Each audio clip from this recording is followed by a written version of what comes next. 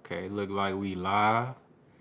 You know what I'm saying? Contender regime, boxing, checking back in with y'all, man. What's going on? What's good? Another pop-up live show. You know, I feel like I have to check y'all temperature on this Errol Spence and Terence Crawford fight. The build up to it, the lack of a venue, the lack of a date. Of course, we just seen Terence Crawford come out and speak about the fight recently. I just saw a small interview that Terence Crawford did with Fight Hub TV. So I want to talk to y'all about that, what he said, or what he didn't say, you know what I'm saying, and how y'all feeling about this fight. And I was going to shout out to the brother Kenneth Wise in the building. He said, I'm over it. Hey, I feel you, bro. I feel you. But I got to check y'all temperature on this. You know what I'm saying? Shout out to the brother Steven in the building. What's good? Shout out to my brother Punch Perfect Boxing in the building. What's good, man? Good to see you in here, man. Hey, Kenneth Wise, bro. I'm not mad at you, dog. I'm not mad at you, bro, because, we've been wanting this fight for a long time. And at this point, from a fan's perspective, we like, man, shit, let's go ahead and get a date. Go ahead and get that shit done. But, I'll let y'all know how I feel in my sentiments, but I really want to check the temperature with y'all, man, and we're going to get into it. And also, I want to talk about a couple of fights that we got coming up as well. Shout out to the brother Mike Rhyme in the building. What's good? You know what I'm saying? We got this weekend, we got a really good weekend with a couple of good fights that I really want to see. The Virgil Ortiz and Mike McKinson card, I think, is gonna be dope. Even though I'm expecting Virgil Ortiz to do his thing, we know that he's coming off of some type of rare blood disease or infection that he had that caused him to have to drop out of the fight the last time. So I think it's gonna be interesting to see how, if any way, did that impact him and what he's gonna perform like. And I think Mike McKinson is one of those guys. I saw an interview, they did like a little special on them where Mike McKinson was talking about, this ain't the first time I done fought undefeated fighters. He done beat multiple undefeated fighters, and he put emphasis on beating them in their hometown. In their hometown, we know that Virgil Ortiz and Mike McKinson, they fighting in the DFW. They fighting in Fort Worth, essentially, Grand Prairie, 15 minutes away, 15, 20 minutes away, you know what I'm saying? Essentially fighting his hometown, you dig what I'm saying? So that's going to be dope. Also on that card, you have the fight that I'm really looking forward to, Blair Cobbs versus Maurice Hooker, another DFW fighter. And I think those two styles going to contrast, and it's going to be nice. Shout out to the brother Tanner Boy in the building. What's good? Shout out to the brother Ruben Escobedo in the building. What's good, man? Appreciate you for pulling up. J Wash 4 in the building. What's good? You know what I'm saying? So I want to get y'all thoughts on those fights. Like, who y'all think? Let's start with Blair Cobbs and Maurice Hooker. Who y'all think gonna win that fight? Said I'm really interested in the Cobbs Hooker fight too. Yeah, bro, that's gonna be a good ass fight because you got Blair Cobbs coming off of a knockout loss, talking all that shit. You know what I'm saying? Talking real greasy.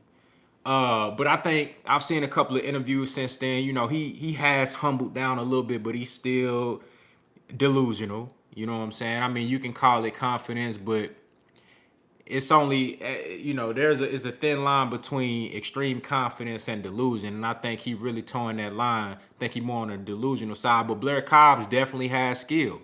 Definitely a fun fighter to watch. Got in that fight that he had versus Rosa, he didn't look bad.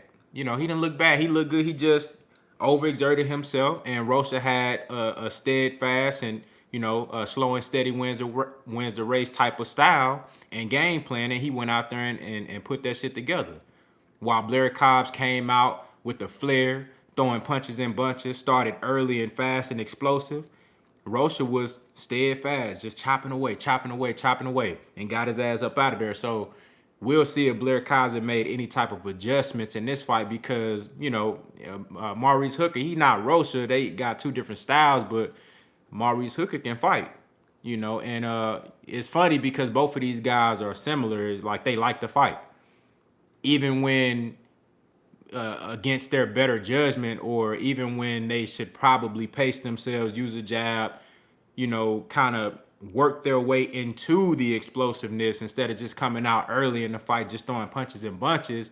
They like to fight. And they both of them have paid for that in previous fights. But I think this is going to be a good-ass fight. I think it's 50-50. Either guy can win that fight. This might turn out to be one of the fights of the year type shit. You feel me? Said, shout out to the brother, Mr. Euro Dollars in the building. What's good? He said, Cobbs got no dog in him. You know what? Shout out to the brother Walter Lee. If I missed you when you came in, I appreciate you for pulling up. Shout out to my brother Loose Bills in the building. What's good? Said, hope Blair Cobb. Said, hope Blair the Flair get cleaned up. Yeah, bro. Yeah, he still ain't humble. You know what I'm saying? He's still talking greasy. Said, I think Hooker is going to bounce back. I'm hoping so, bro. I'm hoping Maurice Hooker, because he got a good team around him. He around great fighters. He around a solid coach. And I mean, being in Texas, being in this energy in the DFW, you know what I'm saying? You going to rub shoulders with an Errol Spence. You going to rub shoulders with a Virgil Ortiz. He actually fought Virgil Ortiz. So, I think Maurice Hooker got the pedigree. He just got to go in there and put it all together, man. I think he's missing that ability to put together a complete fight. Don't just go out there and have a few good rounds, but you can't keep it up. You know what I'm saying? I think Maurice Hooker is lacking that discipline and that consistency, which is two key things that you need to be a great fighter. I don't think he's ever going to be a great fighter, but Maurice Hooker is a really good fighter, and he can beat a lot of guys, but, and Blair Cobbs is one of those guys that he can beat. Shout out to the brother Eric R in the building. What's good, man? Appreciate you for pulling up. 3PH, the movement in the building. What's good? Said Cobbs ass for real. Hey, look, I'll say this as much, and y'all know, I clowned the fuck out Blair Cobbs when he talked all that shit about Errol Spence. He talked shit about Crawford, Canelo, just all these great fighters that's doing real shit in the sport. You know what I'm saying? And he ran his mouth, man, talking real greasy, and he went out there and got his ass whooped. I got on his ass, and I clowned him a little bit, made a little fun, no disrespect type shit. But at the same time, I enjoy his fighting style. The dude can fight. He can fight. In the fight versus Rocha, man, he, in the first half of the fight, if it would have only been a 4 or 5 rounder, just for instance, he probably would have won that fight. He had a good first half of the fight, but as soon as he got touched, soon as Rocha got close to him, soon as Rocha started applying that pressure on him and started cooking his ass, he didn't know how to deal with it. And Freddie Roach was in there telling him like, hey, man, you getting your ass whooped in here. Come on. You ain't doing none of the shit I taught you. You getting your ass whooped in here. You feel me? I think he can fight, man, but he not what he think he is. That's the problem. He has an inflated ego or inflated sense of self. He not really who he think he is, and that's the problem. He need to humble himself and come back down to that level so you can really work on the shit that's fucked up. In order for you to get better, you gotta first realize and acknowledge the shit that you need to work on. And Blair Cobbs don't do that. He think he goddamn Floyd Mayweather times 10. It's good to have confidence, but you got to be real with yourself. Shout out to the brother Eric Davis in the building. What's good? Mr. Miyagi, West Baltimore in the building. What's good, man? Shout out to West Baltimore. D Savage in the building. What's good? You know what I'm saying? Salute. My boy said Crawford didn't say anything no one wanted to hear. Hey, real talk. Real talk. We gonna get into that. We gonna definitely get into that. One of the brothers just asked what you think about Thurman versus Garcia too. Let me say this. Going to that point, and y'all make sure y'all hit the like button for your boy. I appreciate it, man. You know what I'm saying? Going to that point, speaking on Danny Garcia and Keith Thurman, I don't like the idea of Danny Garcia going up to 154 and calling out Keith Thurman, who's still at 147, who haven't really determined what the fuck he's gonna do next, because he got options. He really can fight Jerome Boots in his next at 147 in a meaningful fight. Then they also talked about him going up to fight Lara at a catchweight, which I don't even understand. That don't make sense to me. I don't think he can beat Lara, and I don't. Why would Lara come down from 160 to fight Keith Thurman? Why? I mean, he might get a nice little payday. It's a name. But at the same time, it really does nothing for Lara to fight Keith Thurman at a fucking catchweight. It don't make sense. So, as far as Danny Garcia goes, I don't like that he went up there and called out a welterweight. You need to be calling out Erickson Lubin, Tony Harrison. You know what I'm saying? Jermell Charlo, if you really want that smoke. Sebastian Fundora, if you really want that smoke. You know what I'm saying? But as far as that rematch, I wouldn't mind seeing that rematch. I just don't like the idea of Danny Garcia being at 154 calling out a welterweight, and then you just fought a welterweight at 154. You feel me? Are you just moving up in weight to fight other guys moving up in weight? Are you actually gonna try to test yourself and fight the top guys at the weight that you just moved up to? That don't make sense to me.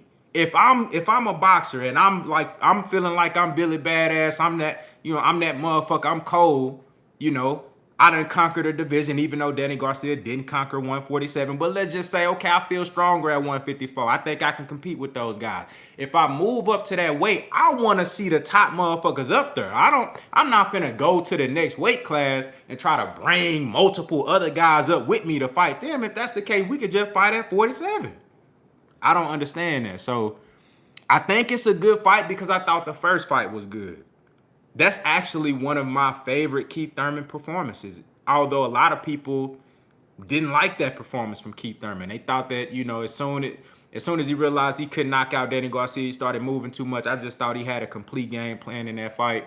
And both of them was undefeated. It was a unification match. It was just a good-ass matchup. But am I clamoring for that rematch? No. But would I mind watching it? I wouldn't mind watching it either. Said both him and Danny Garcia want Lara. What is it about Buddy that's so alluring? That's a good question, Steven. That's a great question, bro. Like, I don't know why they want to get their ass whooped so bad, because watching Lara's last performance, Lara looked good, man. I know he's on the older side, but Erislandy Lara is still an extremely skilled fighter, and he's naturally bigger than both of those guys. Higher ring and boxing IQ. Probably even at an older age is more athletic than both of them. I don't understand why they calling out Lara. I don't get it. It makes no sense to me. Shout out to the brother Leroy Hashell in the building. What's good? Benavidez gave him that fight.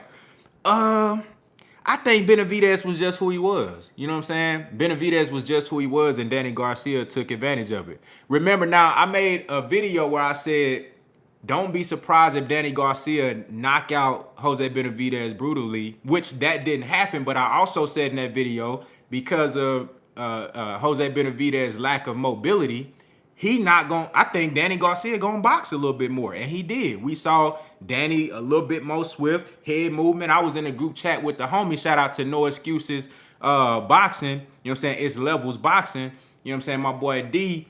We was in a group chat laughing and joking and shit, talking about how, Danny Garcia out there looking like, moving his head, trying to be like on some swift boxer shit. And I done seen Danny box like that before, but I didn't think, I thought Jose Benavidez was who he was. That's who we expected him to be. That's who he was. A motherfucker that really don't got no legs, especially since his leg fucked up. You know what I'm saying? And I knew Danny was going to be able to either outbox him or ultimately stop him, which, he didn't. He ended up boxing him. You know what I'm saying? Appreciate y'all boys for coming through. Shout out to the brother Gene Kennebrew Thomas in the building. What's good? RC in the building. What's good? Said they both might mess around and get knocked out by Lara. Facts. I would not be surprised if Lara stopped both of them. Especially Keith Thurman. Danny Garcia, he got a good ass chin, but I think Lara gonna touch him just enough to. I think with Danny Garcia, he'll probably stop him due to accumulation. Keith, I can see him hitting Keith with some shit to the body and stopping him like an actual knockout.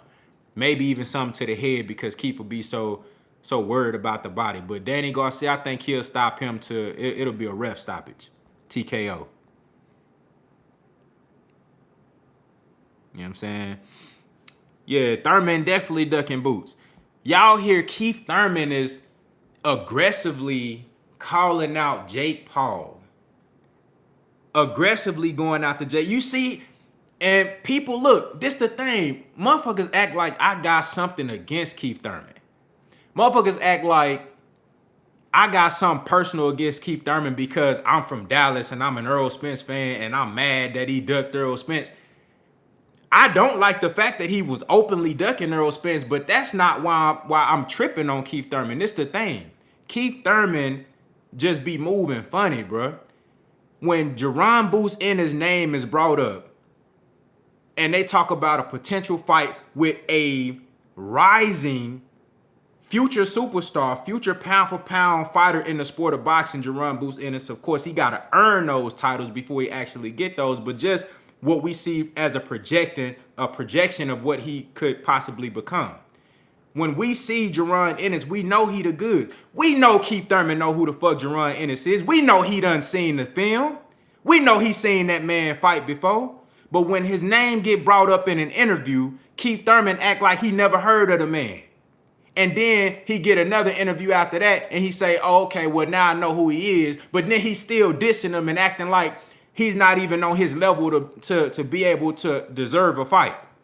But then this whole Jake Paul shit come out where Hassan Rahman Jr., he dropped out of the fight for whatever reason. I heard it was a weight issue or something contractually that fell through. I don't know.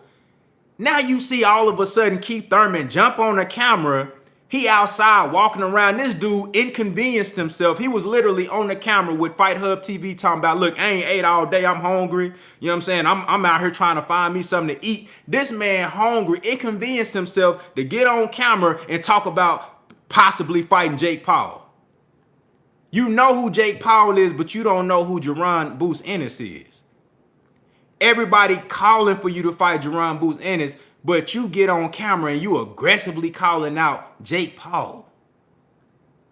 See, that's why I don't really fuck with Keith Thurman like that. I think he's a really good fighter, and I think he's good for the sport as far as the way he be talking and shit. He sound like a wrestler. He sound like a WWE personality. You know what I'm saying? But when he do shit like this, you don't want no smoke with this guy, Jaron Ennis, who can give you everything that you can handle. And he can afford you an opportunity to skip the line and possibly get a fight with an Errol Spence or a Terence Crawford when they become undisputed. Yet you don't want to talk about any of those possibilities, but you aggressively calling out Jake Paul.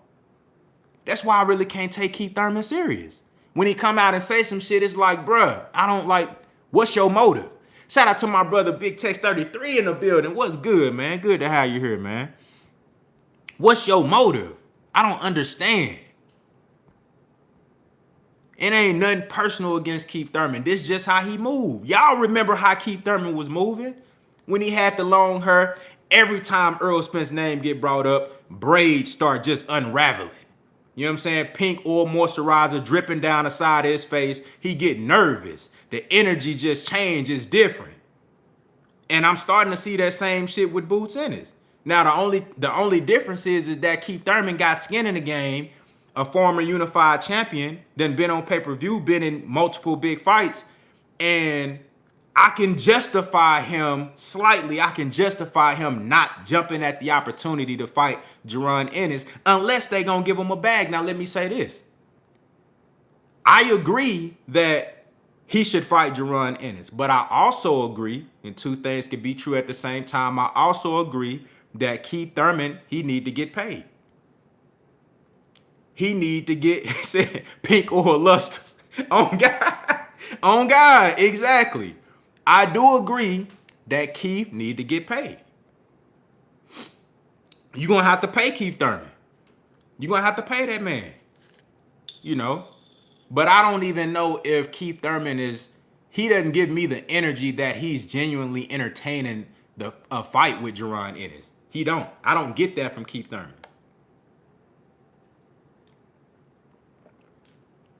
Because look at it like this.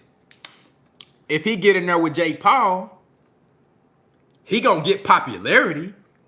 There's definitely an upside to fighting Jake Paul if you Keith Thurman, but I don't really think he gonna get a bigger, like, I don't really think his bag gonna be crazy like that. Jake Paul gonna get paid because he's the draw.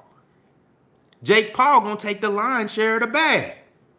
But if Keith Thurman, let's just say hypothetically, if Keith Thurman and Jake Paul actually, I think the build up to that shit will be lit. I ain't gonna lie to you. Both of them motherfuckers are gonna be talking, and it's Keith Thurman, a real box. But at the same time, Keith Thurman not finna get no big ass bag to fight Jake Paul. He gonna get some fame and some clout. All the people that know Jake Paul, they gonna be like, who is this Keith Thurman guy? They gonna be making fun of his goddamn hairline and shit. You know what I'm saying? They looking at him like he a joke because he sound like a wrestler, but he a real fighter though. So it's gonna be, there's some intrigue there. But at the same time, it's like, you not finna get no big ass bag fighting Jake Paul. Jake Paul gonna get a bag, but you know what I'm saying? You not finna get paid like that. You might as well fight Jaron Boots Ennis. They'll pay you a cool $2 or $3 million. I think he deserve a minimum of $5 million to take that fight because I believe Ennis gonna beat his ass. So if you're gonna take an ass whooping like that, I think the man deserve to get paid. He didn't put work in the game. And this, Jaron Boots Ennis is gonna benefit heavily from an opportunity to put an ass whooping on Keith Thurman. I think that fight pay-per-view. That might be the opportunity to launch Jaron Ennis as a pay-per-view star. You know what I'm saying? And a potential opponent for Errol Spence. Shout out to the brother Steven Styles in the building. What's good? Said Jake Paul by knockout. I wouldn't be surprised. Shout out to the brother Heartless in the building. What's good? Kevin Brower in the building. What's good? Lou Era Grassroots in the building. What's good? Shout out to my brother Alamane Cruz in the building, man. Appreciate you for pulling up. What's good? Catman785 in the building. Said Keith wants to fight Boots as much as he wanted to fight Earl in 2017. Facts. Facts. Big facts. Said Keith is a real fighter. I love to see him beat Paul around the ring. Hey, we'll see. I mean, if that shit was to happen, I would definitely watch. I'm not paying for that shit, but I'll watch for sure. You know what I'm saying? Said Spence should just give Bud 100% of the proceeds just to prove who's ducking who, the truth. Man, I feel you on that, but we know that ain't realistic.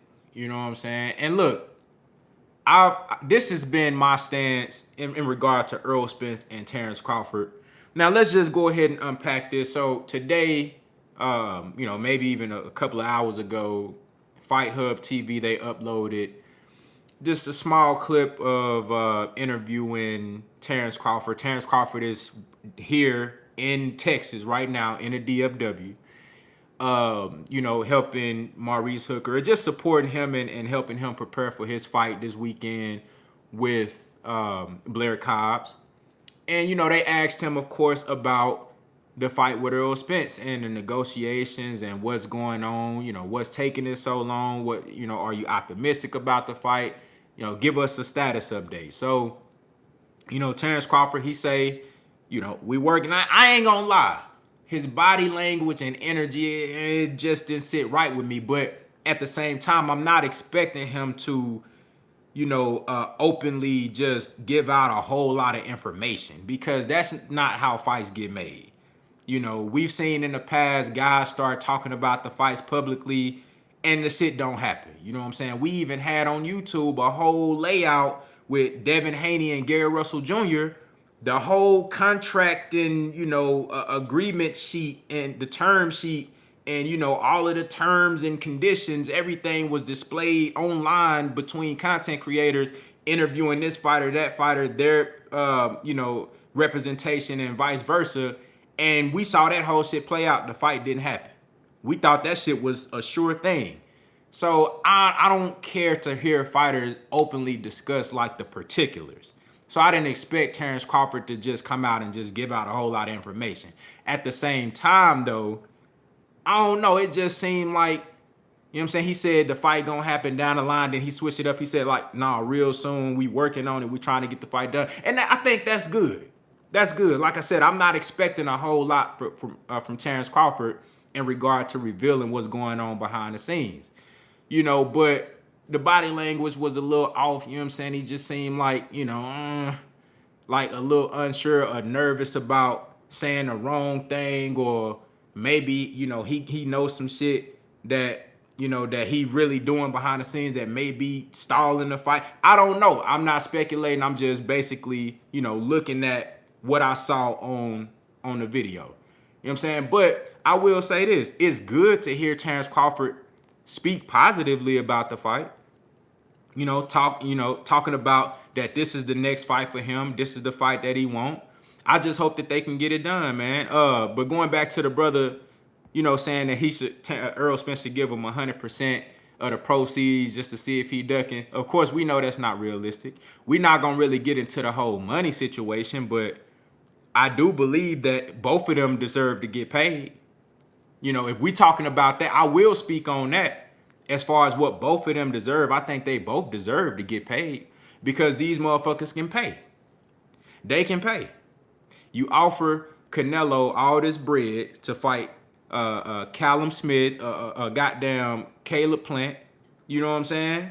And Canelo being the only dance partner in that fight. Nobody know who no damn Caleb Plant was, just to be real. You feel me? So I think if you can do that, you can pay Earl and Bud a minimum of $10 million. Minimum $10 million. They might even be able to get 15 up out you, but you can pay them boys a minimum of 10. And I don't know what they asking for, so I really can't speak on that, but I know they got the bread and they can pay them. They can pay them. You know what I'm saying? They can pay them boys. Shout out to the queen, Miss Joette in the building. What's good? Appreciate you for pulling up. I'm doing good, man. I cannot complain. I'm blessed. I'm thankful. It's a beautiful day in Dallas, Texas. I cannot complain. Said, tell EJ Puller, Devin Haney, give Bud what he asking for. Y'all know my boy not ducking. See, this the thing, though. With Devin Haney and Kambosos, number one, Devin Haney different from a lot of these guys. Even your favorite fighter, if it ain't Devin Haney. Devin Haney different from 99% of these fighters. You know what I'm saying? He just different. You feel me? The way he moved different, the way his mentality is different. But I don't think that's a move. It's a different situation. It's not the same. Because Devin was really forced to move like that with Kambosos. Because he was literally being shut out. Every time a potential opportunity came up, he got shut out. Lomachenko, Tank Davis, you know what I'm saying? Ryan Garcia. Everybody that could possibly be worth something, Teofimo Lopez. Any fighter that could potentially be worth something to help him catapult himself to that next level, he was getting shut out. Literally every opportunity taken away from him. So he said, all right, I got to do something drastic. Now, keep in mind, Devin Haney did still get paid. He got paid almost $3 million to go over there and fight Kambosos.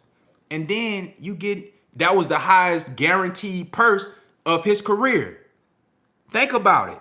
That was the highest guaranteed purse for Devin Haney, $2.8 million. That's the highest guaranteed purse. He was generally making like 1.5. I think he made 2 before, but 2.8, that was the highest guaranteed purse that he ever got. So it's still a good deal for him, and you finna go fight a guy that you know you can beat for Undisputed. And he's only 23 years old, so it's kind of like he really had to jump out there in that water and with not a whole lot to lose. But Errol Spence done put so much work in. He 32. Done been through so much in the game. Done put so much work, so much skin in the game, bruh. And look at how he got these titles. Errol Spence done collected these belts one by one. He done put so much grind and effort and energy into this shit to build up to where he at. Multiple successful pay-per-views. Multiple good gates. Had one of the highest gates during the pandemic. Done built up a solid and, a solid and a loyal fan base, has a good home base that supports him, have a great region that supports him, and then other motherfuckers across the country and across the world. Errol Spence done built up so much, it wouldn't make sense for him to do what Devin Haney did and say, look, all right, you can take 70% of the bag and I'm gonna just take nothing. After all of the work that Errol Spence done put in, it don't make sense. So I wouldn't even advise Errol Spence to do no shit like that. That don't even make sense. But I see what you're saying though. In a perfect world, that shit, it'll be dope. Shout out to the brother Jay Cooley in the building. What's good? He said, bro, this fight not happening, fam. What up? Okay, I feel you. I'm not mad at the people who think this fight ain't gonna happen. I'm not mad at y'all because y'all have a right to feel that way. And the way shit been looking, I'm not mad at you. I ain't mad at you.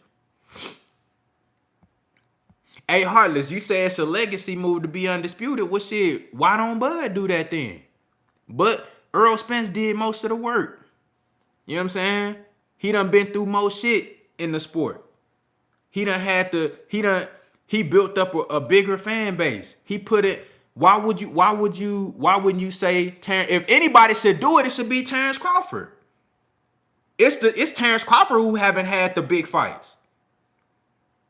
Errol Spence been in the big fights. Mikey Garcia, Kell Brook, when Kell Brook was still on top. You know what I'm saying? The Sean Porter fight when Sean Porter was at his best. You feel me? Even the Ugas fight is bigger than the Errol Spence fight versus Ugas is bigger than any fight Terence Crawford ever been in. And then he was about to fight Manny Pacquiao. So it's Terence Crawford that ain't never had no big fight. Why wouldn't he be the one that'll take the deal that you saying Errol Spence should take? If anybody's in the position that Devin Haney is in, it's Terence Crawford. It ain't Errol Spence. So what you saying, it don't make sense.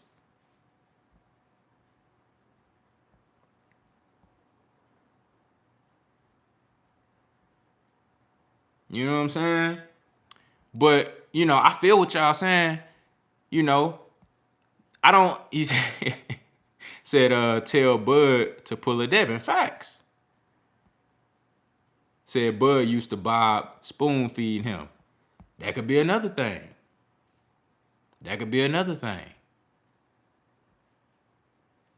Steven said that's not true. Heartless Bud is overpaid. Yeah, I seen you talk about that in on one of the videos, Steven. And that's real talk. Terence Crawford used to getting those guaranteed $3 million purses for fighting guys that nobody cared to see him fight. Let's just keep it on it. So, Terence Crawford could very well be going into this negotiation. And again, I think he should get paid. He should get paid. And Errol Spence should get paid. So I'm not going to speak against either of these guys getting a bag that they want or think that they deserve. But you got to look at it like this. It's a possibility that he could be going into this shit like, you know what I'm saying? Nah, I need to get this. You know what I'm saying? I need to get this. Oh, we got one of them in here, huh? We got one of them in here, huh? But you feel me? I think both of these guys should get paid, man. You know what I'm saying? But I actually think that the fight is gonna happen. I think behind the scenes, this shit really it's gonna be one of those situations where they pop out with a date and a venue, and that's just what it is. When you least expect it. That's what I believe. I could be wrong. And I'm not saying that it's more so optimism, just blind optimism on my end. I'm just looking at how previous big fights have been announced. When Floyd and Manny Pacquiao, when that fight happened, even though we all can agree that it was, some years too late, but when it happened, just look at how it happened. Look at how the shit got announced.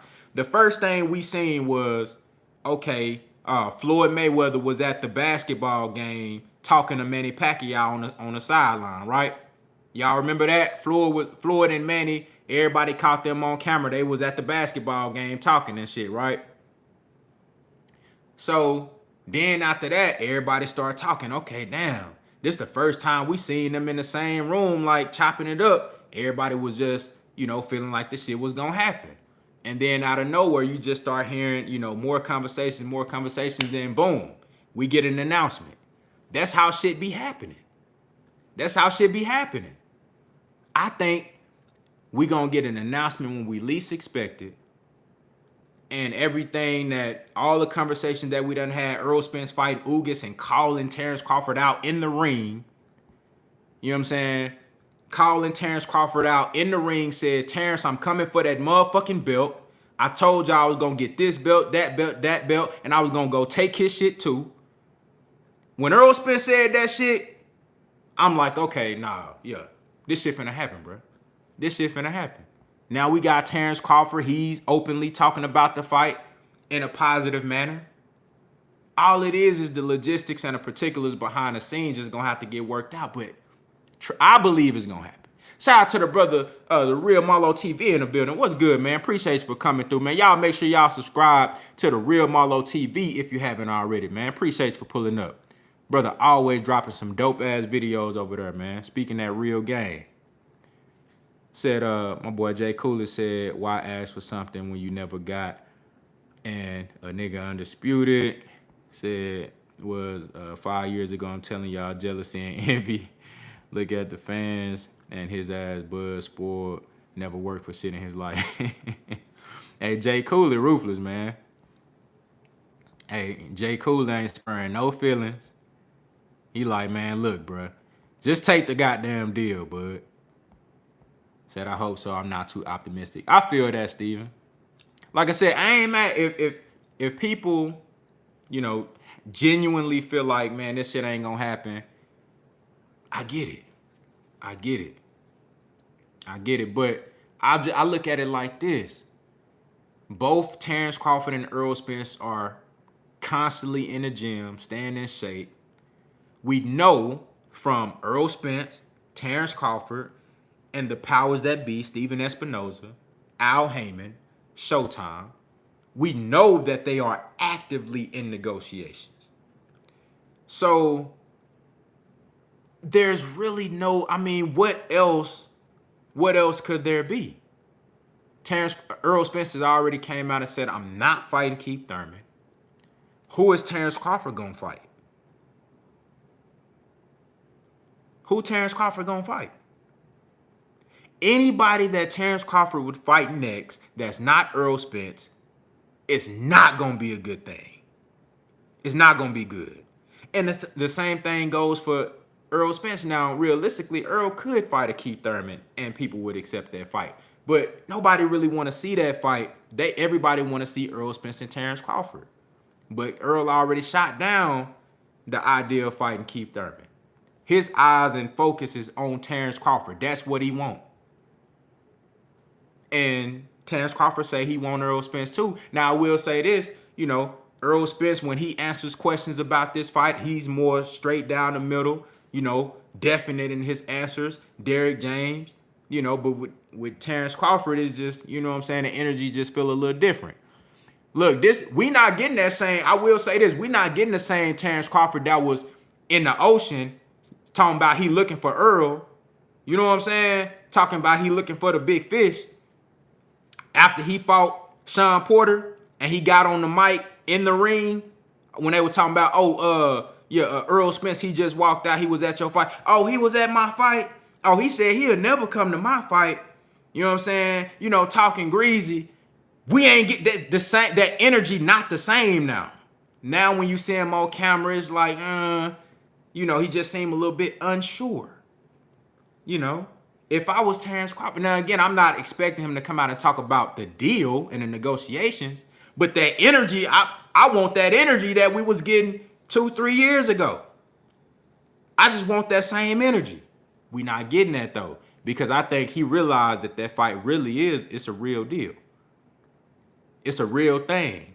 And he know he one of the major pieces that could really make this shit happen right now. If Terence Crawford said, all right, look, I'm gonna take this percentage right now. If he said that shit today, we gonna get an announcement by the end of the week. If Terence Crawford conceded to taking a significantly lower percentage to make sure that this fight get done, just like y'all saying Devin Haney did, that we would have an announcement by the end of the week. So Terence Crawford know he holding the key right now. And I think he got a lot of pressure on him. You know what I'm saying? He got a lot of pressure on him right now. He like, damn, you know what I'm saying? I understand that if this fight don't happen, it's really on me. I think Terence Crawford realized that shit. That's why the energy not the same. That's why he a little bit more quiet. You feel me? That's why when you see him on camera and they ask him about the fight, it's a little bit of nervous energy because he know he hold the key right now. And if he fuck up, he make the wrong move. Either I don't get the bag that I'm looking to get to cash out, or I'm going to be the reason that this fight don't happen. And I know when I do make the fight happen, now it's time to put up or shut up. It's a lot of things Terence Crawford got going on right now. It's a lot of pressure on him, I believe. Shout out to the brother Big Mike, Real Talk TV in the building. What's good? Shout out to the brother Alfonso Morris in the building. What's good? Said you got to make the fight by the end of August. That would be ideal, bro. If we looking at October, November, definitely the fight need to be done by August. By the end of August. By September 1st, that fight need to be done. We need to have a date and a venue. Shout out to my brother Knockout Boxing 86 TV in the building. What's good, man? Hey, make sure y'all subscribe to Knockout Boxing 86 TV. Great boxing channel, man. Appreciate you, bro. Appreciate you for pulling up. And shout out to my brother Justin Coleman in the building. 72D, 72 Dolphin in this hole. You already know that's gang. That's family. You feel me? But it's a lot of pressure on Terence Crawford right now. So I think that's why the energy a little different. And then at the same time, going back to, the brother saying the fight need to be done by August, I agree. By the end of this month, we need to have a date and a venue. If we looking to have that shit this year. You know what I'm saying? Shout out to my brother Andre Williams in the building, man. What's good? You know what I'm saying? My boy Joe in the building, man. What's good? Appreciate y'all for pulling up. Make sure as you slide through, you hit that like button. You know what I'm saying? Make sure you hit that like button. I appreciate you. You know what I'm saying? But do y'all see the same shit, though? Like, who you think the pressure on right now? I think the pressure on Terence Crawford. Errol Spence know what he bring to the table. Showtime, Steven Espinoza, Al Heyman, the powers that be, the big wigs behind the scenes moving shit around, they know what Errol Spence is worth. They know that at a minimum, this is what Errol Spence gonna get. Now, we don't know about Terence Crawford, but we know at a minimum, this is what Errol gonna get. And we know that Errol want that fight. We know that he done worked all the way up to this point to get all these belts and then to go take Terence Crawford shit. The brother already had shirts made, ready to go before the Ugas fight. Knocking on Terence Crawford door. I need that last belt. You heard what he said after the fight. He has been adamant about this shit all the way up until this point. Who you think the pressure on right now? Do you think the pressure on Errol Spence? Or do you think the pressure on Terence Crawford? Look at the energy when they asked Errol Spence about this fight. And look at the energy when they asked Terence Crawford about this fight. The pressure ain't on Al Heyman. The pressure on Terence Crawford. Because he know he hold the key. There is some pressure on Al Heyman to deliver this fight for Errol Spence. You right about that. You right. There is some pressure on Al Heyman, but no, the pressure is on Terence Crawford. Because he know he hold that key. Shout out to the brother Vigilante Cato in the building. He know it's multiple reasons why the pressure is on Terence Crawford.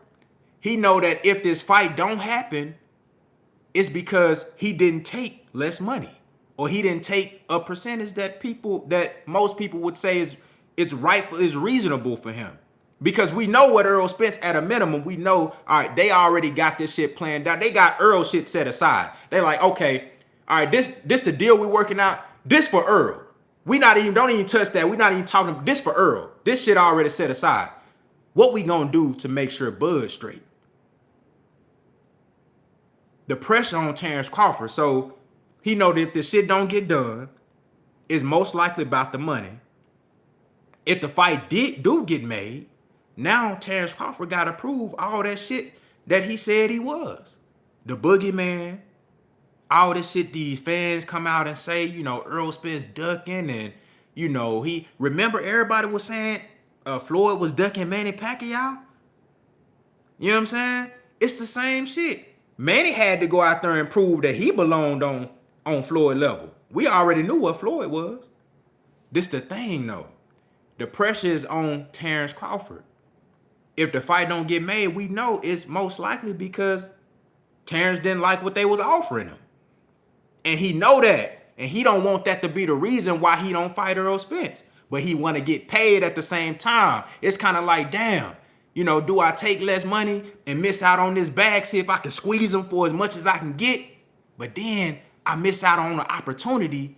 If I don't take what they offering, then I miss out on the opportunity to fight Errol Spence for Undisputed. And finally put everybody to shame that was talking shit. Contender regime that jump on live talking crazy, talking about Errol Spence gonna whoop my ass. Now I get to shut him up. You know what I'm saying? It's the pressure on Terence Crawford, I'm telling you. That's what I see. That's what I see. Hey, the brother Big Keith, you know what I'm saying? Read Big Keith chat. Big Keith just said some real shit. And we talked about this before. He said, Spence said, when he get all the belts, we gonna see who holding up the fight. Pretty much everything Earl has said, he kept his end of the bargain. At this point, you just gotta add up all the facts. Big facts, bruh. Big fact. It don't get no realer than that, bruh. It don't get no realer than that, dog. It don't get no. Bruh said, when I get this last belt, we gonna see who holding up the fight. I'm telling you, it ain't Errol Spence. That's all it's not Errol Spence. It's not Errol Spence. Said when Earl say that, go look at his Twitter. It's still up there. Go look at his Twitter. Before the Ugas fight, he said, when I get this last belt, we gonna see who holding up the fight. And that shit really coming out.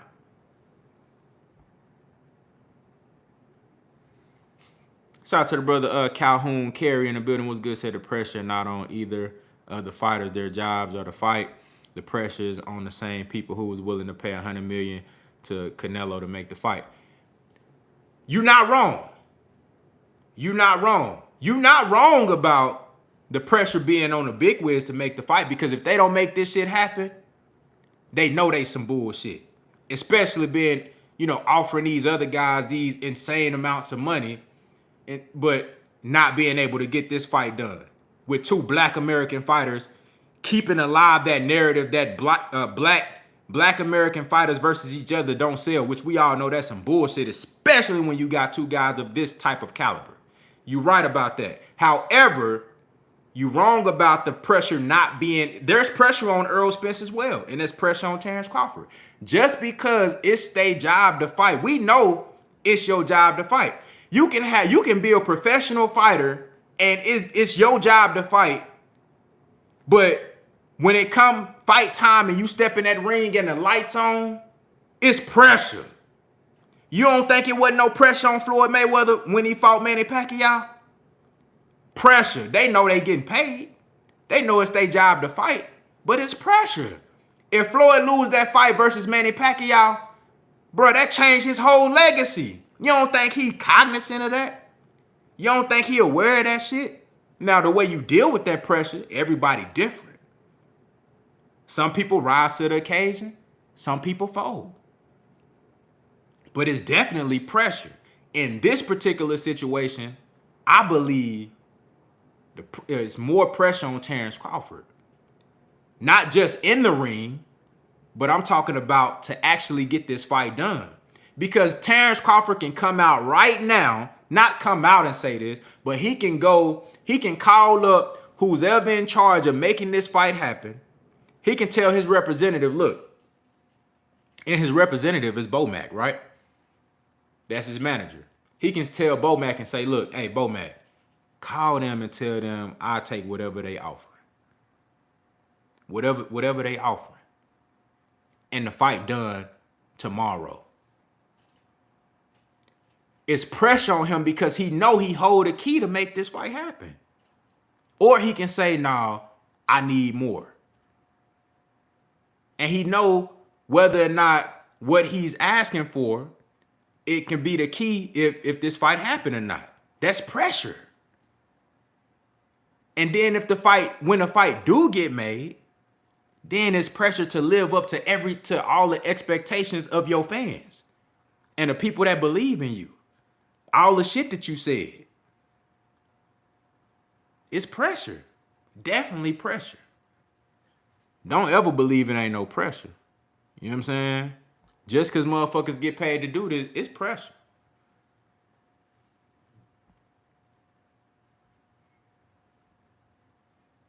See, he said Bud and his fans are fried short from a Happy Meal. Hey, Jay Cooler, you wild.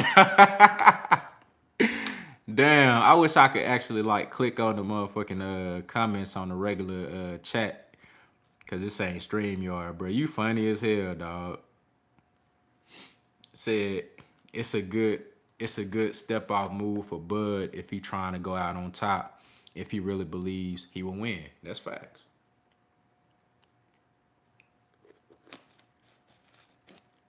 Pressure on Terence Crawford. It's pressure on both of them now, you know. Now they might deal with that shit differently. And I think both guys are able to handle this type of pressure. They built for this shit. This is what they do. But it's definitely pressure. You know what I'm saying? I think Errol Spence, me personally, I just think Errol Spence is I think he's better at handling this type of pressure. That's my personal observation. Looking at his demeanor when he's in the ring. You know, his just the way he moved, always having a poker face. I never really seen Errol Spence in distress in the ring. I've never seen a facial expression on Errol Spence that showed me like he was in distress in the ring.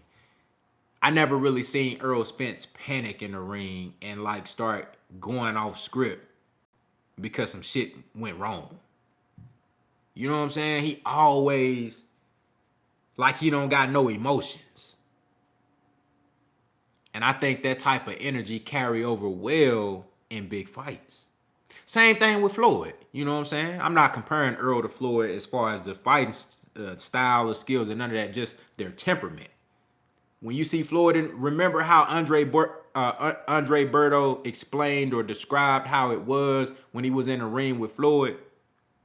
All this chaos going on, you know what I'm saying? You got thousands of people in the arena, and you got a motherfucker trying to take your head off, but he can hear Floyd breathing. He can see and feel how calm Floyd Mayweather was in the ring. That's the type of energy that I get from Errol Spence. It's like, never panic. Never, no matter what's going on, never panic.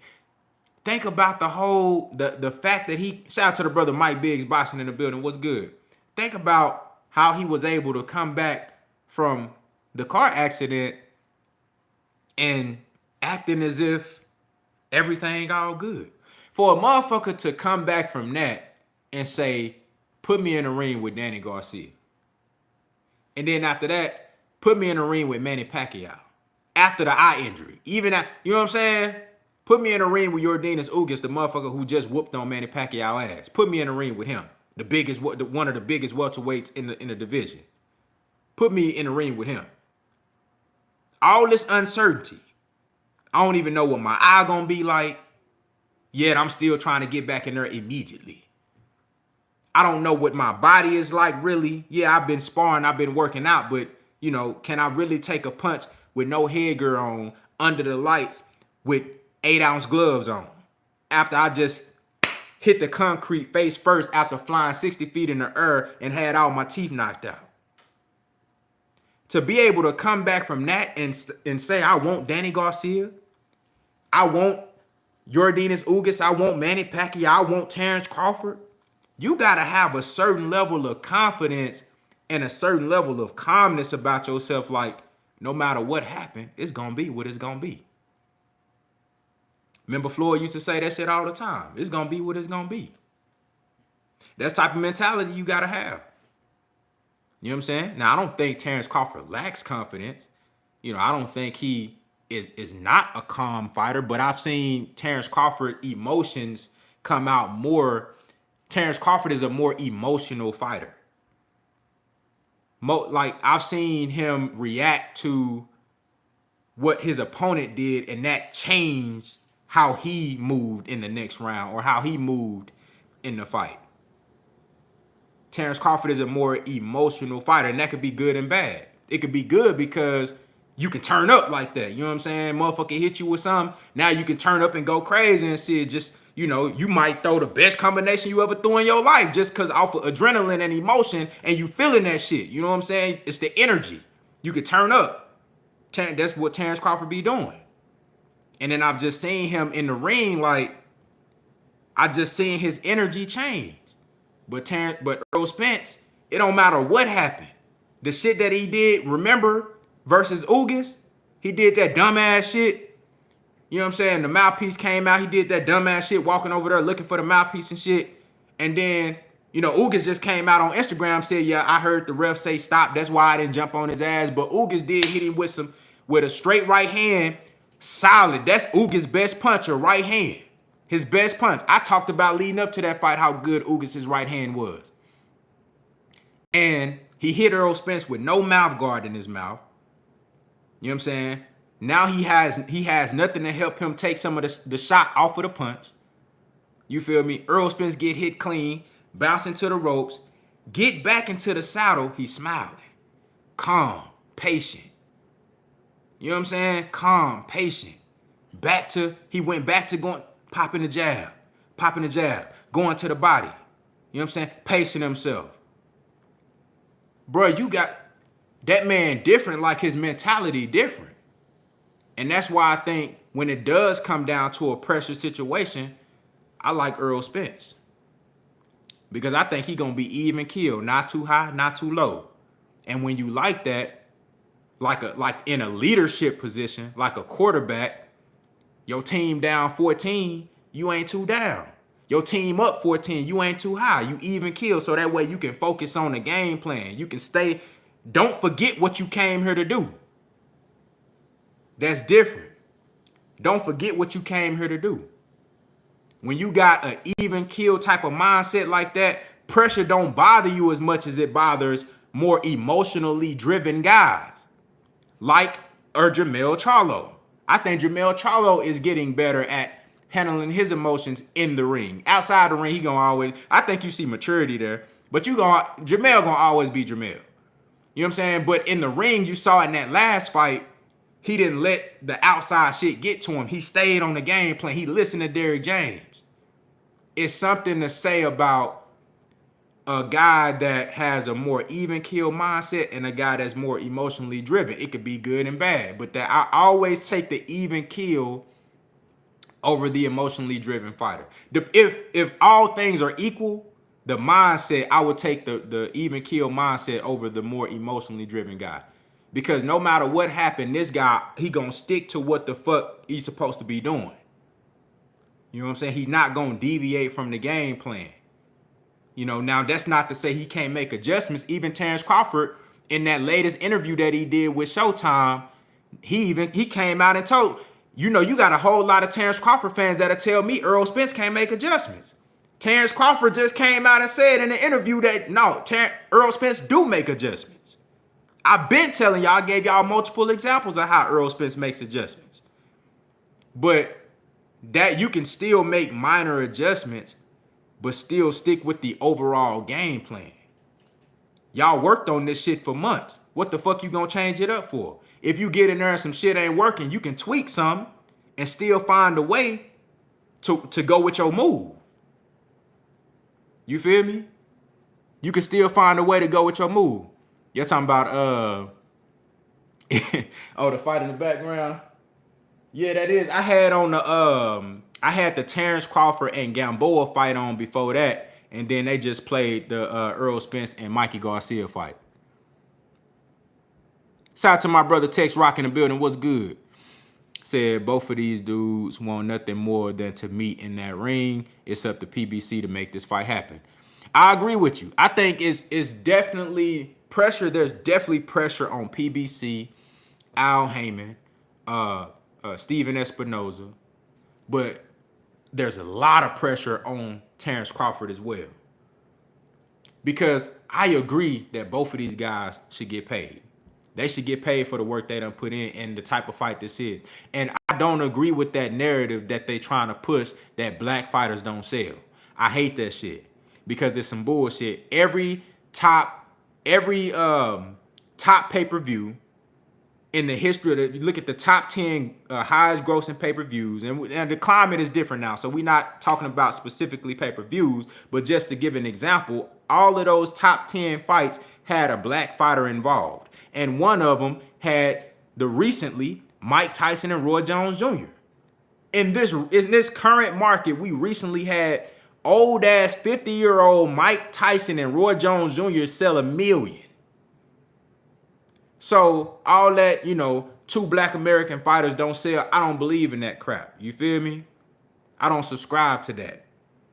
So that's a narrative that I think they trying to push, though. That's why they ain't trying to pay them boys.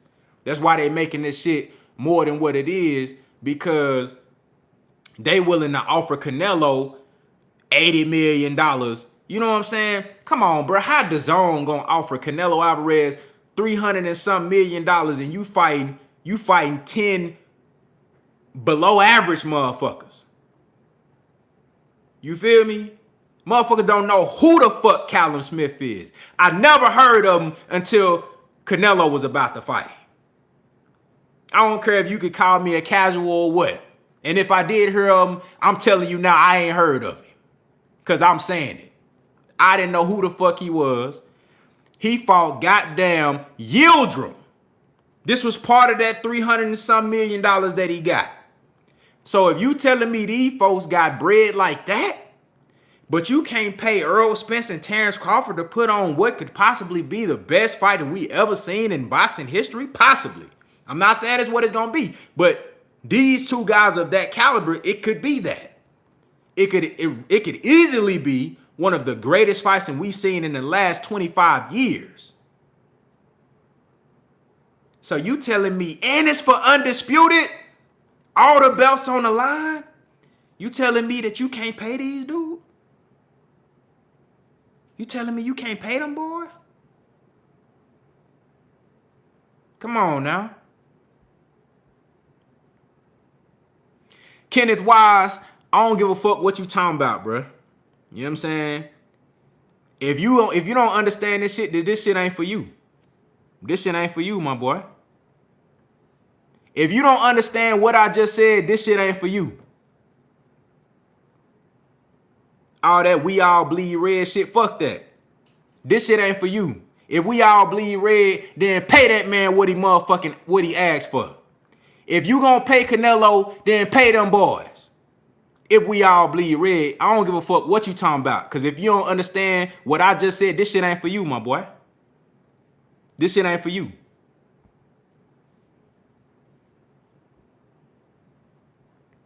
I'm married to a minority.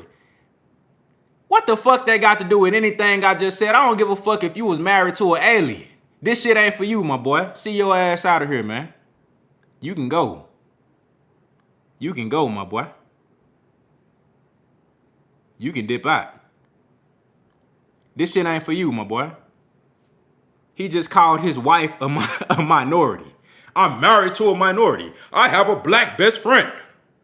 Oh my God, yes, I can call you nigger because I have a black best friend. We talk like that. I don't give a fuck. Fuck is you talking about? This shit ain't for you, my boy. If you don't understand the shit I just said, this shit ain't for you. This channel ain't for you. I ain't for you. Give a fuck what you talking about.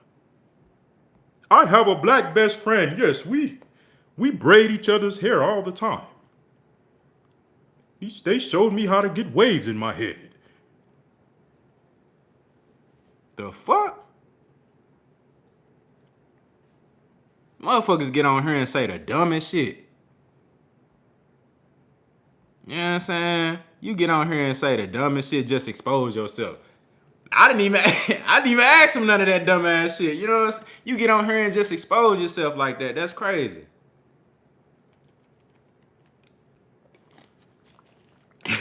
Shout out to the OG Mr. Money in the building. What's good? Yeah, bro, this shit ain't for you, dog. He really said that, yeah. I'm married to a minority. What? Bro, that right there, statements like that let you know, bro, we ain't too far removed. You know what I'm saying? But this shit ain't even about that. My point is that there is a narrative. Why you think these fighters even moving like that?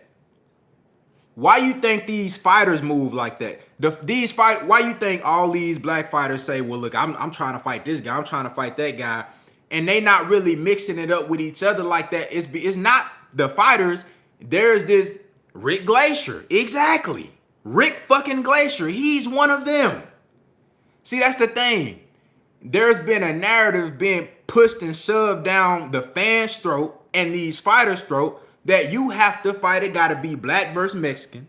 It gotta be goddamn this Mexican versus Mexican, or this versus this. When really, we know who the best fighters is. Shout out to the brother D Luckett in the building. We know who the best fighters is. So if you telling me that historically the best fighters overwhelmingly have been black American fighters, you telling me that if you put two of them together, they can't sell? If you put two of them together, that's not going to be fan friendly? That don't even make sense. If black fighters have historically been the best fighters, if you telling me if you put two of them motherfuckers together and have a great fight, people not going to buy that? That's a narrative that's being pushed. I don't like that shit. And that's one of the things that they use in the back office on why they not going to pay them boys.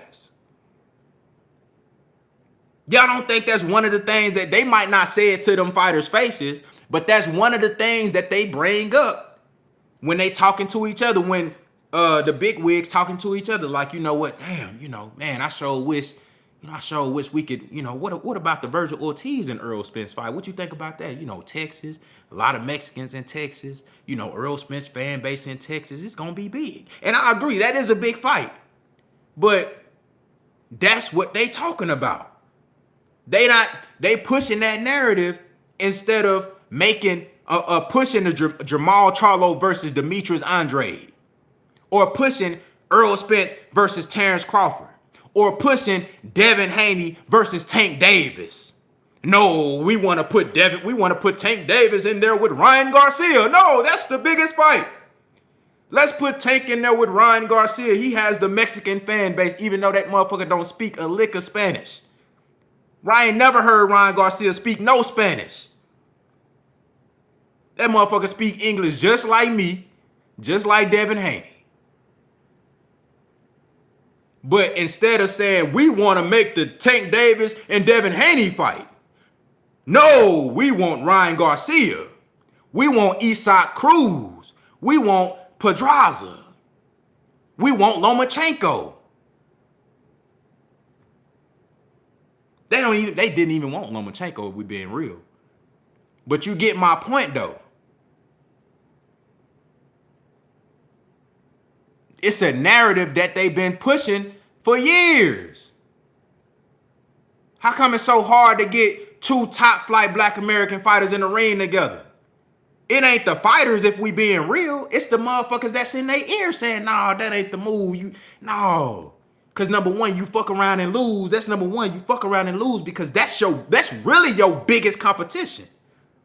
That's really the best competition for your ass. You fuck around and lose. You don't want to take that L. That's number one. But then number two, they saying, this not a good money move for you.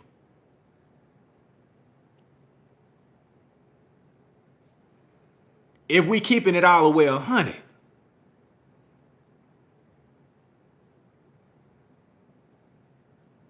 You know what I'm saying? So Like I said, pay them boys.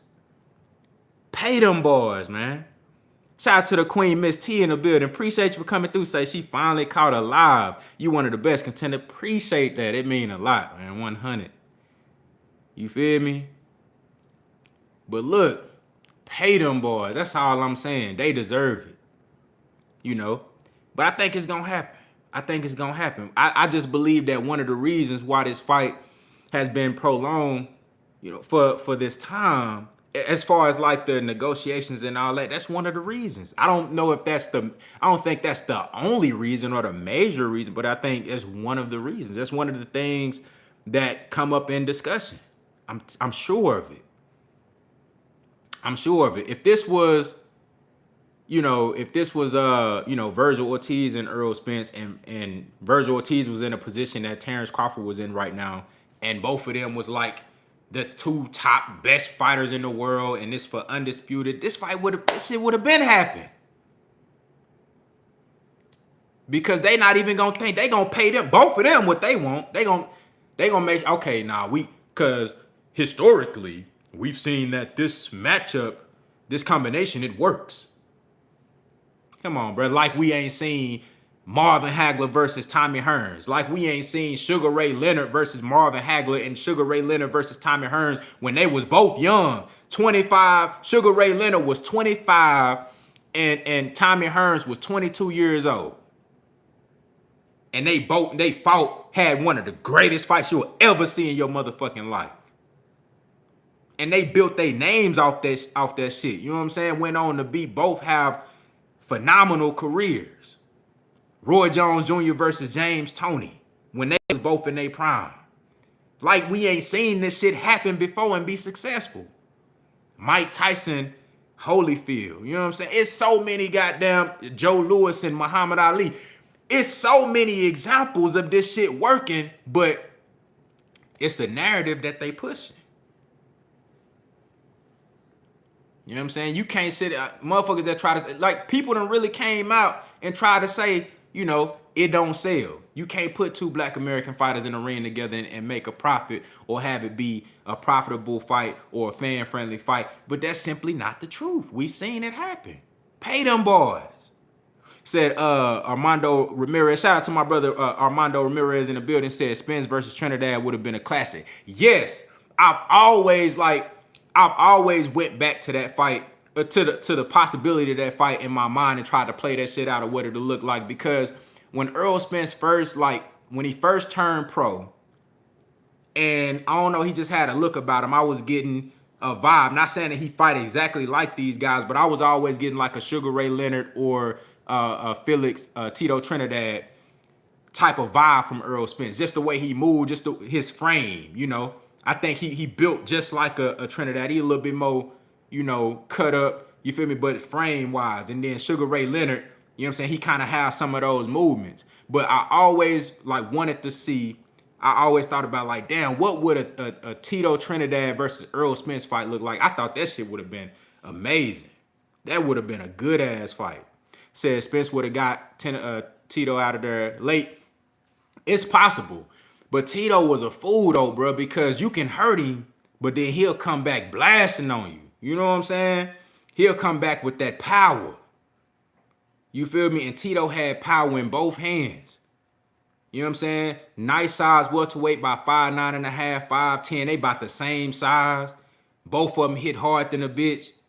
You feel me? I think Tito had more one-punch knockout power, but Errol Spence just more consistent, more steadfast, and he'll break you down. I'll tell you like this, the same way I say right now with Errol Spence, if you can't stop Errol Spence, you're not going to win. If you can't hurt him bad enough to make him not want to fight you the way he normally fights everybody else.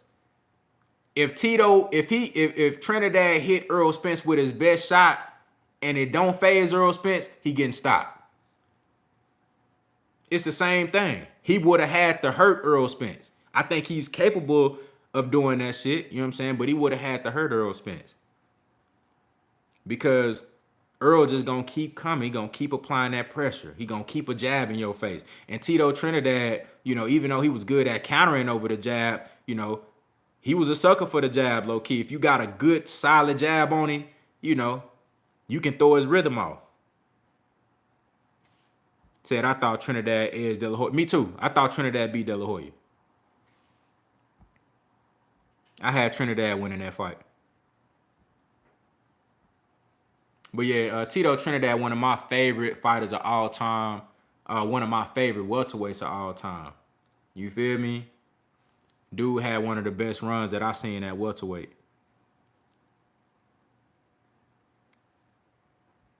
Said EJ got the most underrated defense in boxing. Definitely one of the most underrated defenses in boxing.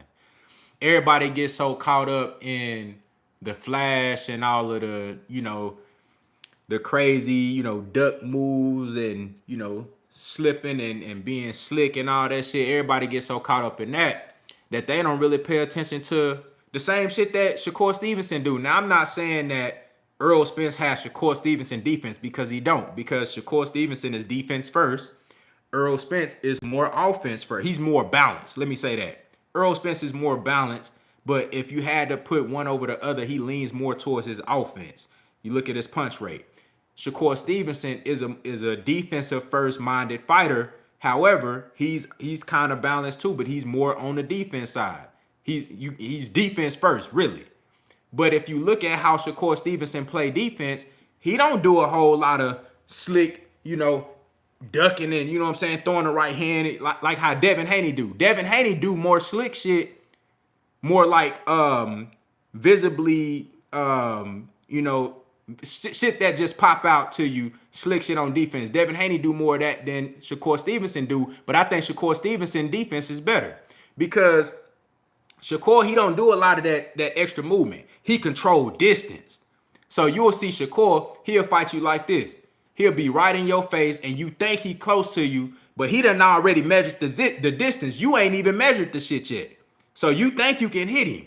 That's why he's standing so close to your ass, because he already got the distance mapped out. And you throw some, he'll just lean back and then be right there and pop your ass with some shit. And he got fast ass hands with good pop on his punches.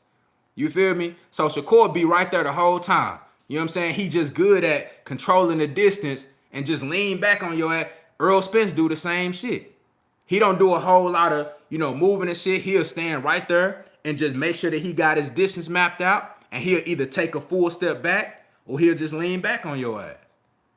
You know what I'm saying? And that way he can get right back into your shit. That's why he able to fight guys so close in the pocket and be successful and not take a whole lot of damage, be the one that's giving out most of the damage, because he's able to control distance and fight and swim without getting wet, so to speak. That's what Shakur Stevenson do. It's not a whole lot. Like, you're not going to find a whole lot of, says Shakur does way too much measuring, kind of like a stiff arm. Shakur does a whole lot of measuring, for real. Like, he be looking like he can see, looking at his opponent's forward foot, he's already measuring the distance. He's looking at your arm reach and already measuring, okay, look, so if he throw a jab, he might get this close, but he's not going to be able to hit me. He done already mapped that shit out. So when he get in the ring with you and it's time to go, he's going to be able to hit you and you can't hit him. But he don't do a whole lot of slick. Devin Haney do more slick shit than Shakur Stevenson. But Shakur got better defense, though. So that's going back to your point. Errol Spence's defense is extremely underrated because everybody gets so caught up in all of the slick shit, all the fantastic and, wonderful moves, but they don't pay attention to the subtle shit like being able to control distance. And obviously he's going to get touched sometimes because he's an extremely offensive fighter. This guy has thrown 1,000 punches in a fight before. You can't be no defensive first fighter and throw 1,000 punches in a fight. It doesn't happen. It's literally impossible. There's no defensive first fighter who throws 1,000 punches. So if you gonna be willing to open yourself up that much, you're gonna get touched sometimes. Now, you don't see Earl get hit with a whole lot of wow shit. You feel me? You'll see him get hit clean here and there, but you don't see him get hit with a whole lot of just wow shit. Yordenis Ugas is a very accurate puncher. The best punch that he landed that whole night was the right hand when Errol Spence's hands was down when his mouthpiece was out. When the ref said stop. That was the most clean punch Ugas landed that whole night. Now, he did land some other shit. He did some good body work in the last couple of rounds of the fight. You know, he landed a couple of grazing shots. But that was the best punch Ugas landed the whole night when he had a free shot. Other than that, when Earl's defense was up, he wasn't landing shit clean like that. Shout out to the brother Marcellus Williams in the super chat coming through and showing love. He said, which fight do you think will be better, Devin versus Tank or Shakur versus Tank? Damn, that's a good ass question, bro. That's a good ass question. Shit. I might have to say Devin versus Tank. Because I think it'll be more interesting to see. Oh, that's hard, bro. Both fights are great. I'm going to say Devin versus Tank just because I think Devin will take more chances than Shakur. I think with him being longer and taller than Shakur is going to give Tank Davis more of a challenge to get on the inside, get underneath that jab, and close the distance. So I think that's going to be a task for Tank Davis to figure out fighting Devin Haney. But then with Shakur though, shit, that's a chess match. I don't know. I would have to say Devin versus Tank though, right offhand. But I think both of those fights are 50-50 fights, and I think Tank Davis gonna have his hands full with both of them guys.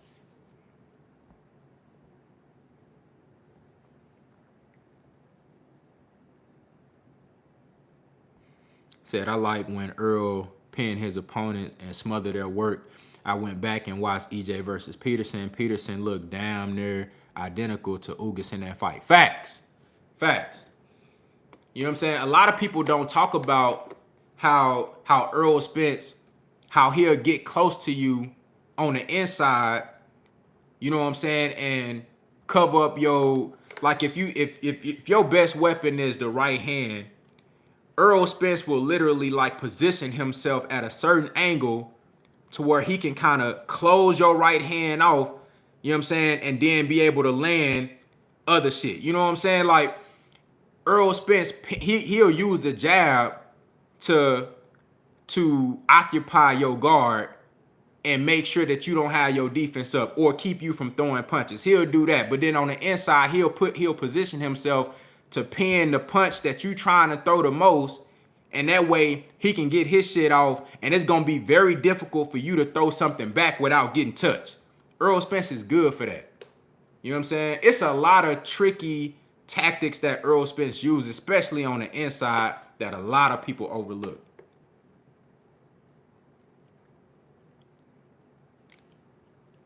And then, you know, they wonder why people ask Derrick James, somebody asked Derrick James in an interview, I think it was a Fight Hub, and they asked him, you know, why Ugas wasn't throwing that many punches when he was fighting Earl. They act like motherfuckers want to do that. Now, Errol Spence will put you in a position where he gonna pin your shit up.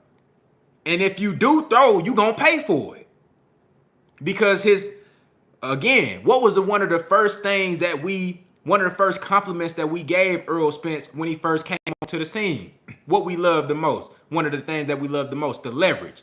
How he always, you know, they say he got a wide stance and he always in a position to hit you. He always in a position to get good leverage on his shots, right?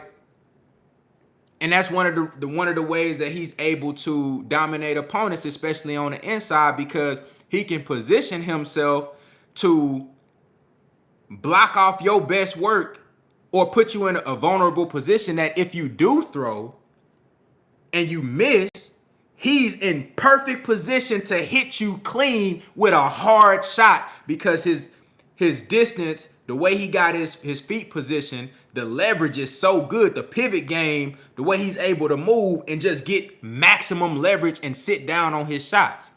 That's why guys don't be wanting to throw a whole lot, especially on that inside with Errol Spence, because you know you're going to have to pay.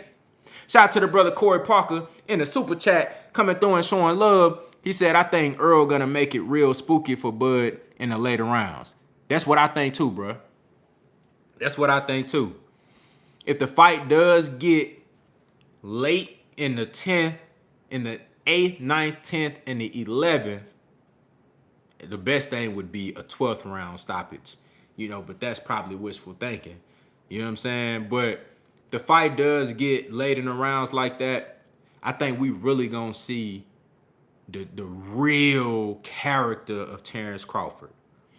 I think we really gonna see like, okay, this is what Terence Crawford really made of. This is what Terence Crawford really made of. I think we'll see that in the late rounds of that fight. This is what Terence Crawford really made of. Because he gonna be tested. I think he gonna be, even though he's always in great shape, I don't think anybody has ever made Terence Crawford work as much as Errol Spence gonna make him work. Whether that's moving, whether that's throwing more punches, whether that's having to wrestle with Errol Spence on the inside, whether it's just the physicality and the character of the fight. I don't think Terence Crawford has ever had to work as much as he gonna have to work in a fight with Errol Spence. And when it gets to the 8th, 9th, and the 10th round, I think you're gonna see that wear and tear. I think you're gonna see that fatigue. I think you're gonna see that damage. And that's when we gonna really see how Terence Crawford respond to being a lesser version of himself. Not having the energy to go balls to the wall. I mean, he's a consummate professional. He's gonna be in the best shape he's ever been in. But he gonna have to work harder than he ever had to work. So I think it's gonna be a sight to see how Terence Crawford responds when the stamina is low and you got this motherfucking machine coming at you throwing punches and bunches, who getting stronger and stronger as the rounds go on. He ain't never seen nothing like that. Said Bud would just need to make Spence respect him early. He gotta do that. That's a prerequisite in this fight for Terence Crawford. He gotta make Errol Spence respect him early. Because if he don't do that, and he already gonna be down on the cards, I'm telling him, because Earl gonna come out there popping that jab, taking it to Terence Crawford. And I think by time it's 6th round, after the 6th round, I think Earl gonna be up by 4-2. If the fight continue to go past the 6th, I think Earl gonna be up by 4-2. You know what I'm saying? I think he's gonna be up by 4-2.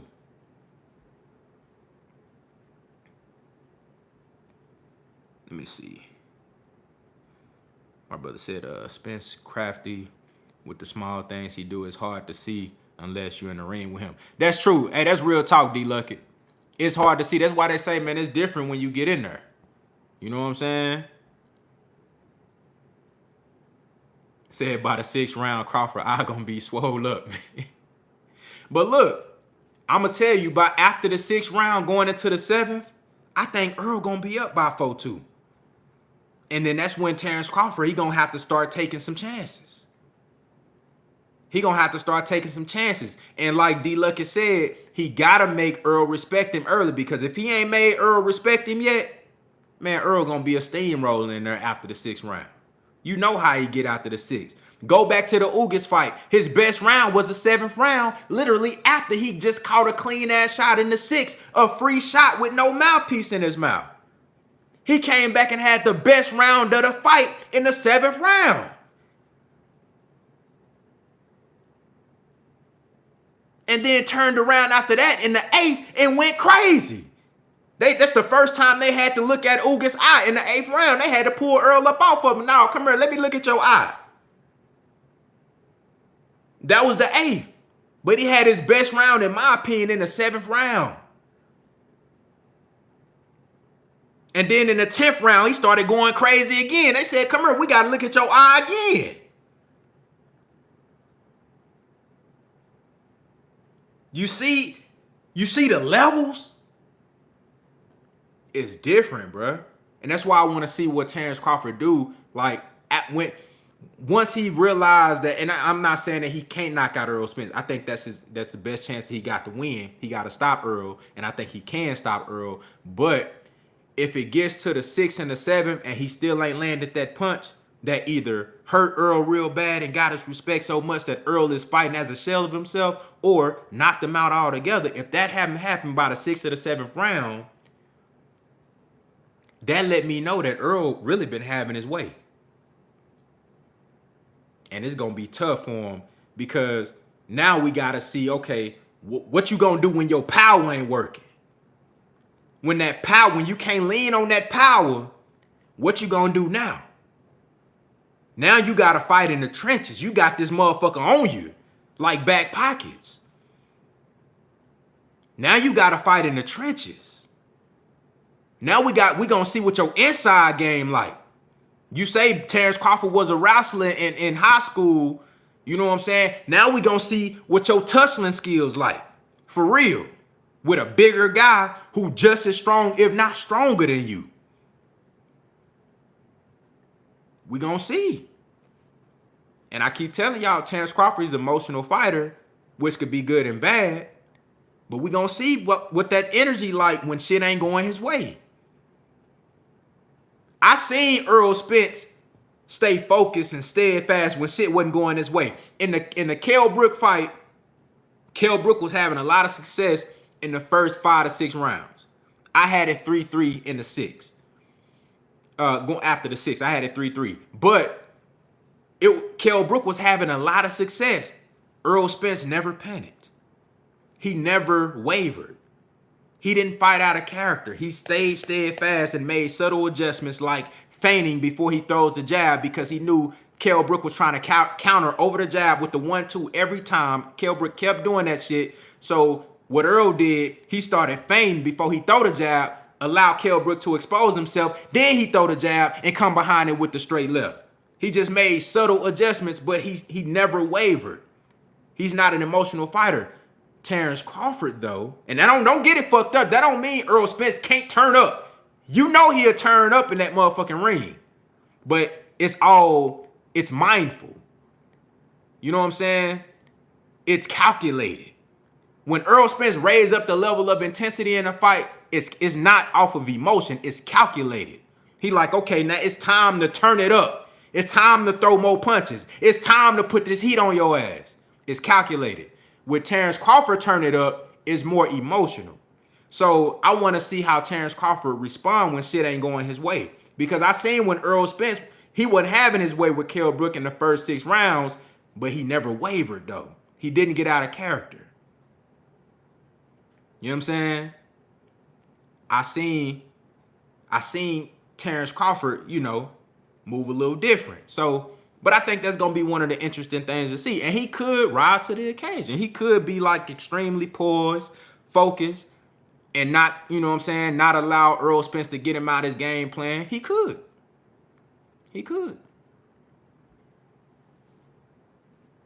Said inside wrestling don't got much to do with strength. It's more balance and control, which I think Errol Spence is the more balanced and controlled fighter. That's another reason why I think, because think about it, Steven. Who have you really seen hold Errol Spence like that? When Errol Spence, you see how Terence Crawford was holding on Sean every time Sean got close to him? Who you seen hold Errol like that? Shout out to the brother Montavia Berry in the building. What's good? Who have you seen hold Errol and stop him from working? You see how easy it was for him to hold Sean like that? Just the same way Kell Brook held Sean? Y'all remember? All Terence Crawford did was go back and watch Kell Brook versus Sean Porter.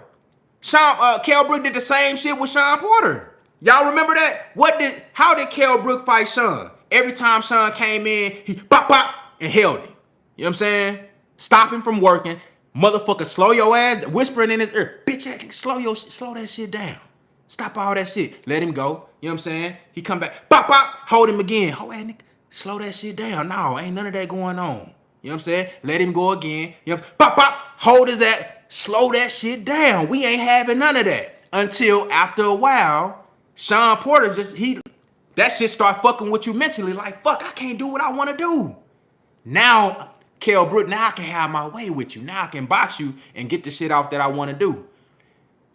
Terence Crawford did the exact same shit that Kell Brook did to Shawn Porter with Shawn Porter. But have you seen anybody do that with Errol Spence? No. Because you can't. You try to hold Errol Spence on that inside, he breaking that shit off and beating your ass. And you gonna get caught with something trying to hold. Because have you ever seen a fighter? Have you ever seen a fighter trying to, shout out to my brother Batman Forever, aka 817 in the building. DFW and this hoe was good. Have you ever seen, you said who did that to Bud? Errol Spence not trying to hold Terence Crawford. He trying to fight on the inside. He don't need to hold him. Terence Crawford gonna be the one that need to hold Earl. So it don't matter who tried to hold Bud. Terence Crawford not no fighter that's coming forward trying to go at you like that. Ain't no reason to hold Terence Crawford. Terence Crawford gonna be the one that need to hold Earl. That's my point. So when Earl get on the inside with you, bro, you try to hold him, bro. He breaking that shit off and he beating your ass, bro. And have you ever seen a fighter that was like trying to hold on for dear life and he fucked around and missed and one of them arms got loose? And one of them arms got loose and he got caught with some shit? I can see that shit happening, bro. Motherfucker trying to hold and he can't grab him. He can't. That's how motherfuckers be trying to hold Earl. You trying to hold him and he get a loose from your ass. And then now y'all straight up and he got both of his hands free. You know what I'm saying? I never seen nobody successfully hold Errol Spence on the inside. That's why, and I think Terence Crawford gonna have to do that to keep him from working on the inside, because we know Earl gonna cut the ring off. He gonna get close to him. He gonna cut the ring off. So that's a fact. We know Errol Spence will close the distance and get close to Terence Crawford. And if Terence can't hold him and control him like he did Shawn Porter, he gonna have to fight.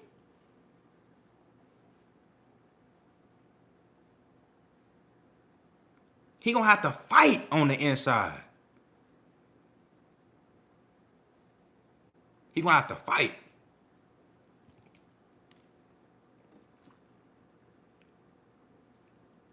Yeah, too much holding gonna get Bud hurt. Big facts.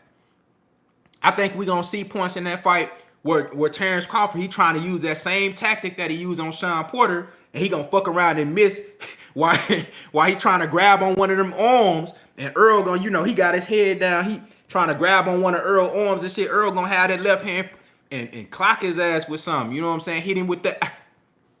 Go to that body on him. I'm telling you, bro, it's gonna get bad in there. It's gonna get bad. That's why when I say Terence Crawford gotta knock Errol Spence out, all that shit, when I say that, I got a whole lot of data and film and just studying that I can put behind that. It ain't just me saying that, no, he only got a puncher's chance and that's it. No, it's a lot of data that go behind that shit. It's a lot of information that go behind it, a lot of tendencies that go behind that.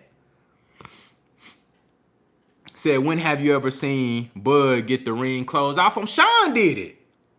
Shawn cut the ring off on him. But when Shawn got close to him, he held him. It ain't hard to get to Terence Crawford. Mean Machine got to him. It ain't hard to get to Bud. Goddamn Jeff Horn got to him.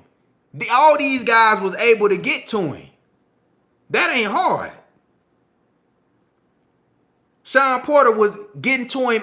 Shawn Porter was in that man's face the whole night, but he held him. Every time Shawn got too close for comfort, Crawford held him and then let him go and countered him. And then he'll set a trap for Shawn when Shawn jump in, because Shawn reaches so much shorter than Terence Crawford's that he had to lunge in and jump in. That's why you seen Shawn Porter, you know, he bouncing. He like, damn, how can I get in? How can I get in? You know what I'm saying? And Terence Crawford, being the intelligent fighter that he is, he picked up on that shit. He like, okay, all right, now he finna jump in. But he did the same thing with Gamboa. Gamboa got to him on the inside. What'd he do? He held him. He held him. The hard thing ain't getting to him. It's what you gonna do when you get there? That's the thing. You know what I'm saying? But Sean was trying to get in. He was trying to get in, and then, Terence Crawford later on in the fight, he started timing that lead right hook. You know what I'm saying? He started, not right hook, but that uppercut, that left uppercut, because he was fighting southpaw. You know what I'm saying? So he was timing that bitch. Every time Sean jump in, he'll come through. He might throw a right hook over that bitch. You know what I'm saying? Left uppercut, right hook. You know what I'm saying? But then if he not throwing that, if he not, trying to catch him jumping in with the lead check right, he'll grab on him and hold him. That's what he was doing. All I'm saying is, I never seen nobody hold Errol Spence. So Terence Crawford gonna have to have something different.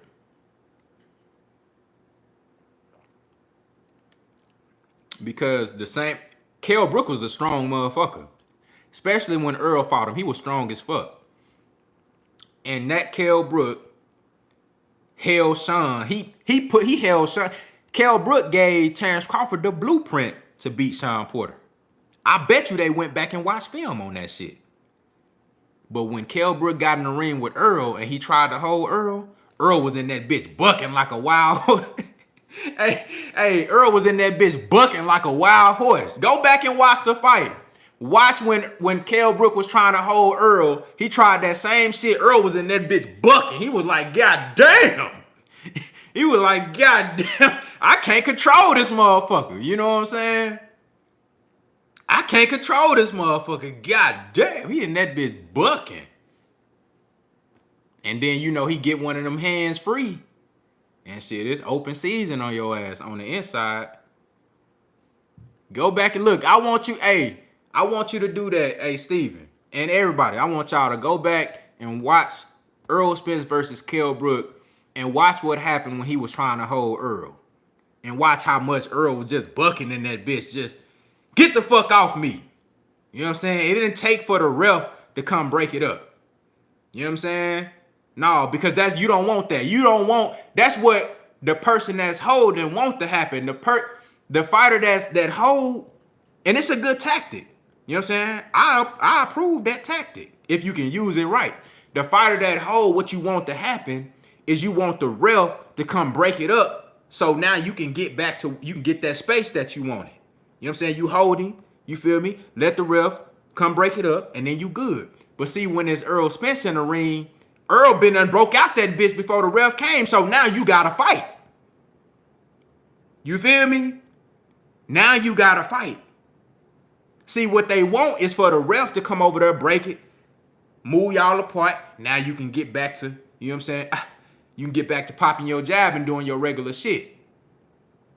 But when you trying to hold Errol, he been done broke up out that motherfucker. Now shit, ref ain't finna do nothing. You gotta fight that motherfucker now. And he right there in your face now. What you gonna do? That's why you can't hold Errol Spence, man. It's different.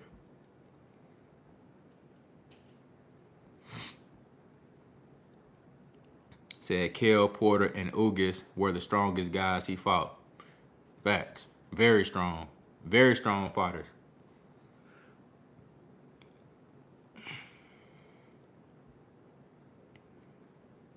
You feel me?